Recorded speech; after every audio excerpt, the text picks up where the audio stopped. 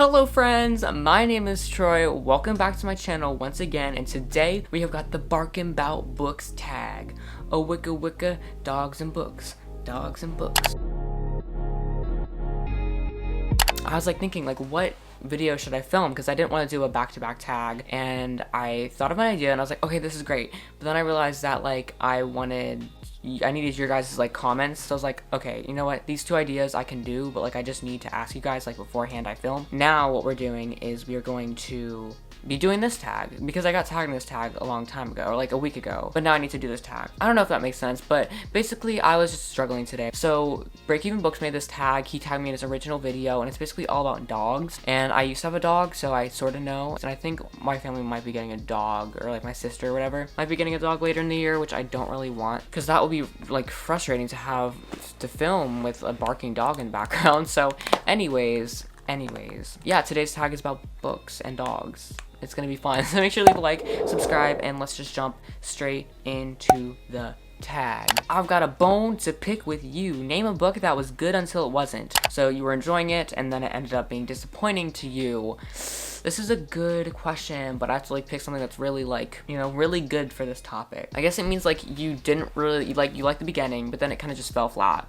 Okay, I'm probably gonna go with We Hunt the Flame. If you guys have been watching my channel for a while, this one name I cannot pronounce it for the life of me, and I'm not gonna try it. I'll just show it on screen so you guys can see it. But yeah, this book I kind of liked the beginning. It was really set up well, and I feel the characters, I got to explore the characters, but just as time went on, I just feel it got boring in the time where I thought it was gonna get better, if that makes sense. There's this whole opposite, perplexing, reflexive, mind-boggling something, there's some witchcraft going on with this book, because it was great. We were set with the kind of Mulan, what's it called, a Mulan archetype, which is that classic Mulan character with the girl dressing up as a boy because of gender roles and gender inequality in this world. And then we are set with the person that's kind of after her, and it's against her, and then the whole we just got that initial tension, and then we got to set up the world. The world was so fun immediately off the bat, and I was excited because the quest was about to start,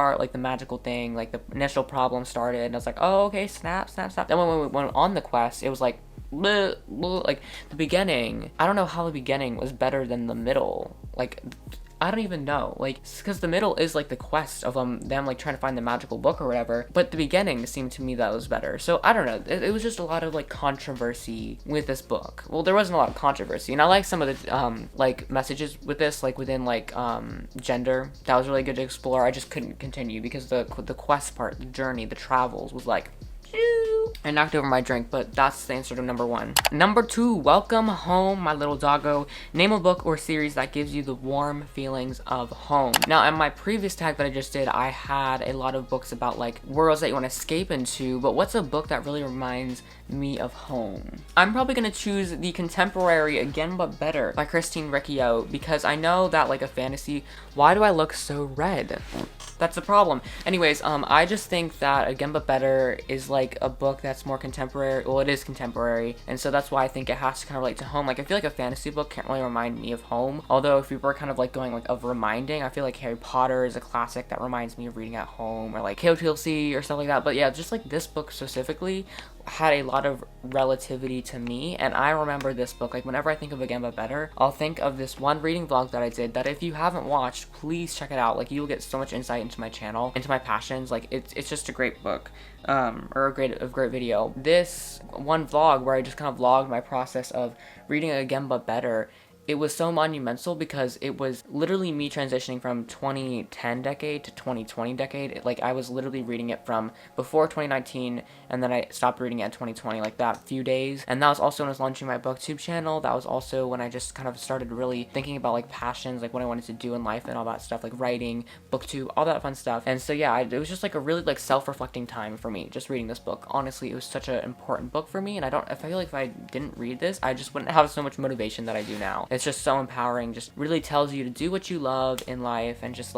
really ride out the waves. You don't have to stay in your house all day, do all you can to kind of escape and just be active in a community. And that for me is like, since we're in quarantine right now, I can't really do anything. That's like making these videos, because that's really a way for me to like outgoing myself online, you know what I'm saying? So yeah, it's just, this book taught me so many lessons. And I just remember like going outside, reading on my property, and then like, cuddling up at night. And then I also got sick when I was reading this book. So there's just a lot that kind of like makes me think of just all like the nostalgic feels. Like I was just like sick in bed, reading, like, especially when I'm sick, that just reminds me of home. So yeah, just this book reminds me of home, and I love how I can just always come back to this. I read this last month, I'm pretty sure, so it was my second time reading it, and I really enjoyed it. I don't think I talked about it in my wrap up. Wait, hold up, I'm gonna check, because that's something really important. Okay, false alarm.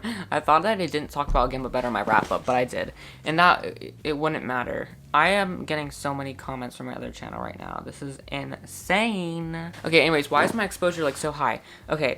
So yeah, this was a really book that reminds me of home. Let's move on to the next one though. Ruffin It. Name a book that has a journey or travel element to it. Okay, so we kind of just talked about journey/travel element. That was not good.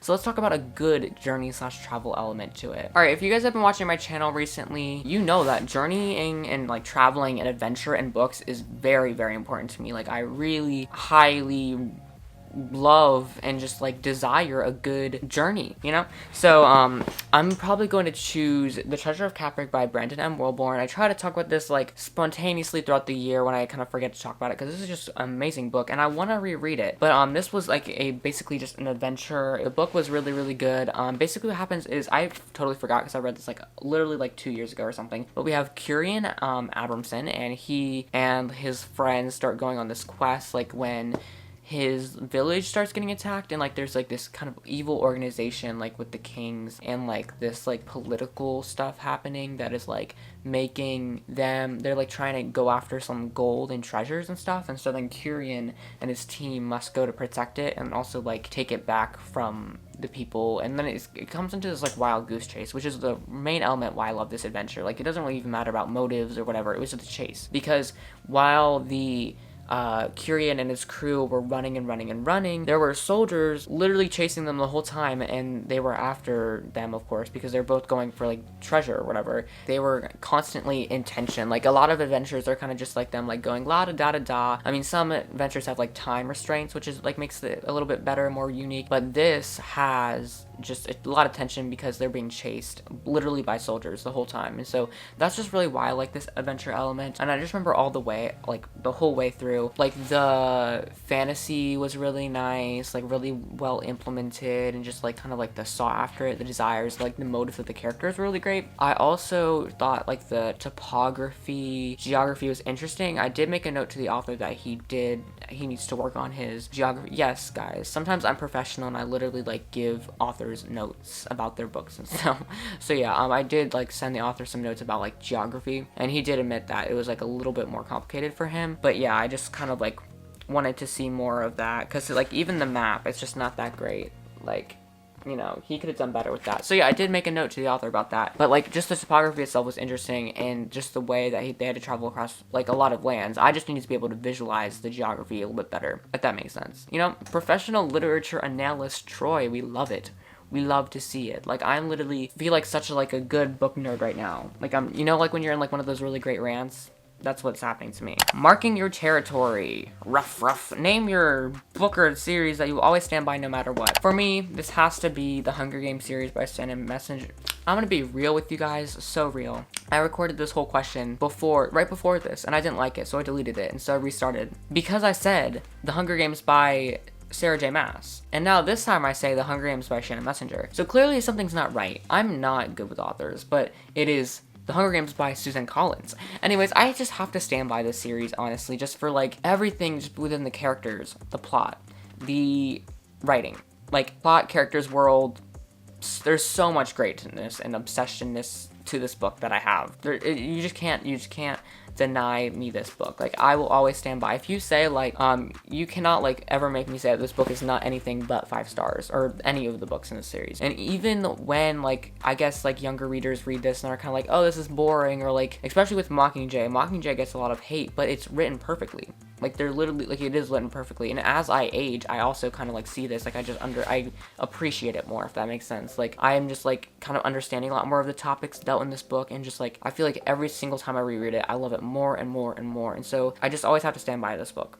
You know, I'm never ever going to, like, say anything negative about it. This is so strange. What was going on with my autofocus? Anyways, I got it fixed, but Hunger Games is just really such a great series, and I will always be able to tell you that. Digging Holes, a book that had some hidden secrets or had a big plot twist uncovered. You know what? Let's talk about Keeper of Lost Cities for this. And again, I feel like I'm just getting like red. My face is looking okay. Keeper of Lost Cities by Shannon Messenger has a lot of like twists and conspiracies and secrets. Like, I probably couldn't even take 5 minutes to explain all of them, or I would have to take me like 30 minutes. Like, my Keeper of Lost Cities review was literally like an hour long because of this. Like, well, it was 8 books long, so that was understandable. But like, just I have so much thoughts about this series because of all the plot twists and secrets and conspiracies. Like I said, immediately from the start, like, I just feel like we know nothing. And that's like why I love this series. It's like as we go on with the series, we learn a lot more about all these secrets and conspiracies and stuff. But as we go on, we also just totally, like, I don't know how to explain this, but we just totally also, like, get more and more secrets revealed, or not revealed, but like more and more like mysteries unlocked. Like, if that makes sense. Like, so we've solved one thing, and then a whole other puzzle starts because of that one thing. Constantly, like, maybe every 5 chapters, like, there's a huge cliffhanger at the end of a chapter that's like revealing a big piece of information. Like, I love those authors that like do like actual cool like cliffhanger like plot twist things. Like, the Shannon Messenger is really good about that. And then just the series is so long because there's literally so much we have to learn and uncover. There's just so much conspiracies and twists that you will love if you join this series or just read the series. Alright, Stand By Me. Name a book or series that portrayed a very loyal friendship between its characters. As soon as y'all heard this question, y'all probably thought of like a human and a human friendship. But no, here I am to tell you that I'm picking a unique relationship. Aragon by Christopher Pliny. And can you guys guess what friendship that I'm talking about? Yes, it is Aragon and Saphira, the dragon and the rider friendship / relationship. It's probably one of the coolest relationships that I've ever read, because it's not like a romantic relationship, by the way. It's like purely like dragon rider relationships. Just like seeing their like friendship and their bond as you go through this series, it gets even cooler. Like, even just like them growing like unlocks even like these hidden abilities or whatever. Like, as she grows, Saphira the dragon, like, she unlocks cooler things that she can do with her friendship with Aragon. You know, it's just cool. I love it. Wipe a tear, wipe a tear, wipe a tear. But yeah, it's just so cool seeing how the relationship grows, especially in the 3rd book. And I'll talk about the 3rd book a lot. I'm going to make a whole like non-spoiler review on the Aragon Inheritance Cycle series, because the 3rd book is probably gonna be my longest portion. There's so much like positives, negatives, thoughts that I have on the book, and just even if I did make a spoiler review as well, like, there's just so much to talk about the 3rd book. The 3rd book, which is the black one, I don't know if y'all can see that. Basically a lot happens within their relationship. It's not like anything bad or anything, it's just like their relationship gets tested a lot, as it's kind of the first time that they have to separate, and that's really all I'm gonna say is like Aragon the dragon and Saphira, I said Aragon's the dragon, Aragon the rider, and then Saphira the dragon, they kind of have to separate, and so then they can't like be with each other, because usually they're connected by their thoughts if they're like within a certain radius. But yeah, they're gone, so their relationship is really tested, but it really makes them grow together. And so just even seeing, I can't wait to like continue like with the last book and seeing how the relationship even gets stronger towards the end, or even maybe gets lower. I don't know, I'm excited to see, because just over time, like, they get more and more excited to see each other, more and more loving of each other, and just really like becoming more like one unit. Like, it's less of like distinguishing between the two, and like it's just like they are together, like 100%. They are one. They are just it's a beautiful friendship. It is a beautiful friendship, and y'all have to read the Aragon series just for that. Like, there's so many benefits to reading different series, and like I don't even I fail to talk about a lot of them, because, you know, I'm on a time constraint. I can't just talk for like hours about books, because you guys wouldn't watch that. But like, there's just a lot of things that, you know, you could talk about with Aragon, and that's one of them that I don't normally talk about. It's like the relationship between Aragon and Saphira. It's so cool. Alright, Tug of War, a book you have very mixed feelings about. Ooh, the controversy, the tea. Okay, let's think about it. Okay, I think I got a good pick, and that is going to be The Unwanted Quest series, which is not The Unwanteds, it is specifically The Unwanted's Quest, which is Lisa McMahon's spin-off series of it's like a 10-year sequel series. Like after 10 years of the first series, the second series happens. And I do have a lot of mixed opinions on this series, and I would love, when I finish this series, or when Lisa McMahon finishes writing this series, I would love to make a whole video detailing just like, did I enjoy this? What was my thoughts? Because I do have so much thoughts already. It's just like, first off, it's like, was this even a good idea? So like, I did enjoy the series, and I'll talk about like enjoying, but first, like, let's go through the negatives. Like, first, was this a good idea? Like, literally, that's a lot of like what I questioned during the, like, when I was reading. Like, the concept was okay, but was it really needed? Like, was it really necessary? Because I was wondering about some of the things in this book, in the main series, and like I had a lot of my questions asked, but I feel like it made it so much worse for me. Like, I feel like it just was like weird. Like, it was totally not what I expected. And from the first series, kind of did not match up with the second series very much. Like, there's just this one point that like connects the Unwanted's world to the real America world, and then that just wasn't explored at all. And I thought it would be explored in this series, but that was not explored. So I was just really confused about that. Like, was there really a point? Like, I would love for this series to be more of like having it be like the clashing of the two worlds or whatever, like them actually going into the real contemporary world, realistic world, or whatever, and exploring that. But I guess this is okay too. Anyways, that was the first point. Second point was, there is this one trope in this series that is driving me crazy, and it is miscommunication. It is absolutely driving me nuts, because like, there was two groups in kind of this adventure into this new world, and the two groups kind of split up, and what happened was like the twins, like one twin, the main characters were twins, and one twin ended up in one group, the other twin ended up in the second group. They were separated, and then there was just miscommunication for literally, what was it, almost like 2.25 books.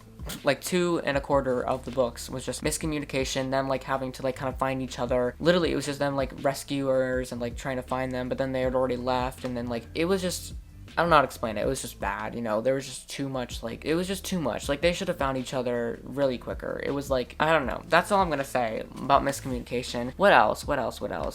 I feel like I just wasn't really attached to the characters either. Like, I don't know, just the world, I didn't feel attached. So that's kind of like my main mixed feelings. But like, the positives to this spin-off series are like that this whole new world is something that I do want to explore, especially as we go. Like, at first I was kind of hesitant about this new world, especially in the first book, but within the second book, oh, my respect like literally like skyrocketed up, because I was like, yes, this is a great idea.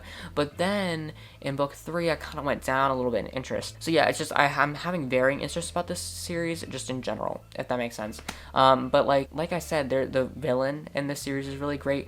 It's literally, this whole series about dragons, so I love it. But that's just kind of like my mixed thoughts. Like, I have a lot of mixed thoughts on this series. Alright, this is probably my favorite question, because I've got a lot of books I need to talk about here, but is Treats a book that you are super excited about and will reward yourself by reading it? First, it is finally time. It is finally time to read Crescent City, House of Earth and Blood by Sarah J. Maas. It is finally time to read this. I have been pushing myself through the third book of Aragon, Berzinger, and it was a really long read. It was like 800 pages almost, and it was really small text. It was like taking me a really long time, but I pushed through it this weekend. I read like 200 pages one day, and I just got through it. So now I'm gonna be able to start my Crescent City reading vlog very soon, either today, or not today, but tomorrow, or like the next day. Like, I'll be able to start my reading vlog finally that I've been hyping up forever. Do a reading vlog, because I haven't done a reading vlog in so long. So yeah, I really need to get back to that. I'm so excited for this book. Another book that I'm really excited for is binging the Land of Stories series again. I also have a book set that came in, but I don't want to share it yet until like my book haul, that I'm also excited. But yeah, I already exposed this one, so yeah, I'm really excited to binge through the Land of Stories series again. That's definitely something that I'm going to reward myself with, because I loved this series, and so I'm excited. And then lastly, we've got Wings of Fire. So excited about this, by oh gosh, I'm so bad at like saying things. It's like, no, I'm not, I can't. From now on, I'll just show you guys what the author is. But yeah, I've been so excited to read Wings of Fire. You guys have been recommending it to me, and finally, me and Joe are doing this thing. Like, I'm reading the Wings of Fire series, and then he's gonna read the Hunger Games series, which it didn't really make sense, because he didn't he was hesitant about reading Hunger Games. So the whole thing was that I would read a book of his and he would read a book of mine. Like, it was kind of like a trade deal, but like I actually wanted to read Wings of Fire. So I don't know if he's watching this, but like I kind of got the deal because like now he gets to read the Hunger Games, which I am in love with, and he gets to read, or I get to read the Wings of Fire. So yeah, it's a great deal for like on my side. But I think that wraps up the tag. But yeah, like I will do my book haul, and those will all be books that are considered in the treat section because I'm so excited to read literally all of them. This will probably be my favorite book haul because the first book haul that I did, I just bought a bunch of random books. Like I was like, oh, that's $2, let me add it to my cart. I didn't do that this time. I didn't care about the price. I was actually looking for books that I wanted to read, you know? It's a good strategy. Well, this wraps up this tag. Let's see, I'm going to tag I tag a lot of these people a lot. I'm gonna tag you know what, I'll just tag the people in the description because my mind is blank right now, but I have a few people in mind, but I just don't remember who, like, what they're called. So yeah, I'll just tag them in the description. And then Eric said to like talk about like the pets that you have. So yeah, I did have a dog when I was like 5 or like 6, and I remember like I was like kind of sad when he died or whatever, but then we didn't have pets for like a really long period, and then my sister got guinea pigs, which they're a little bit loud now, like because they go like week, you know, like they go so loud nowadays, but like that's just because they're growing. But yeah, we have those and they're pretty cute, and I've included them in my vlogs a lot, so if you want to check some of those out. But yeah, that wraps up this tag. Thanks so much for watching, guys. Make sure to leave a like on this video if you didn't already. This actually went on a lot longer than I thought because there's only like 6 or 7 questions, but I was in a ranting mood today. So like, subscribe to my channel if you want more bookish content. I post videos every Monday, Wednesday, and Saturday. But yeah, also make sure to keep watching my videos for while we're getting monetized. We're currently sitting around like 7,000 or 3,350, so we only got like 650 more hours to get monetized, which is probably less than a month. So yeah, definitely keep it up. Comment down below what you thought of the tag. As always, like put one of the questions, like copy and paste the question into the box and then answer it so that we can discuss like how our answers were. And yeah, I've been talking way too long. Thank you all for watching. Have an amazing day, and I'll see you guys in the next one. I'll leave the last video up there for you guys if you want to help me get some more watch hours to get monetized. But yeah, I'll see you guys then. Love you so much. Happy reading. Bye. She's a Mona Lisa. Everyone's lining up to see her. There must be something bad.